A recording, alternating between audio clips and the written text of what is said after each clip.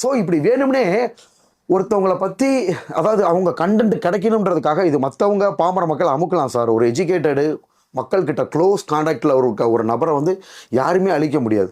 நீ 1 மடங்கு யோசிச்சேன்னா நான் 10 மடங்கு யோசிப்பேன். பட் அதில் நீதி இருக்கும், நேர்மை இருக்கும், சத்தியம் இருக்கும் சார். சில பேர் சோசியல் மீடியாவில் ஆபாசமாக வந்திருப்பாங்க, உங்களுக்கு தெரியும். அசிங்கமாக பேசி வந்திருப்பாங்க, அதுவும் உங்களுக்கு தெரியும். நான் வந்து ஒன்லி நடிப்பு திறமைன்னு மட்டும்தான் காட்டுறேன். நடிகர்களை வந்து ஆரம்பத்தில் வந்து கோமாளி கூத்தாடி இது எல்லா பெரிய நடிகர்களையும் சொல்கிறது தான் சார், உங்களுக்கே தெரியும். ஓகேங்களா? ஸோ சொல்கிறனால அவங்க கோமாளி ஆக மாட்டாங்க, கூத்தாடி ஆக மாட்டாங்க.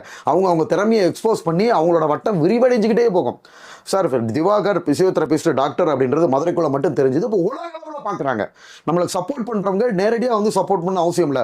ஓரமாக நின்று நம்மளோட வீச்சை வாட்ச் பண்ணுவாங்க, லைக் பண்ணுவாங்க, போயிட்டே இருப்பாங்க. ஆனால் ஹேட்டர்ஸ் அழிக்கணும்னு நினைக்கிறவங்க வந்து தான் கமெண்ட் போடுவான். யார் உங்களை அழிக்கணும்னு நினைக்கிறாங்க? பொதுவாக சொல்ல வரேன் சார். ஹேட்டர்ஸ்லாம் ஒரு நல்ல விஷயம் பண்ணோம்னா அதில் 2000 கொண்டு வந்து ஒரு பேட் கமெண்ட் போடுறான் பாருங்க, அவங்களால நம்மளை அழிக்க முடியாது. யார் அவங்களாம்?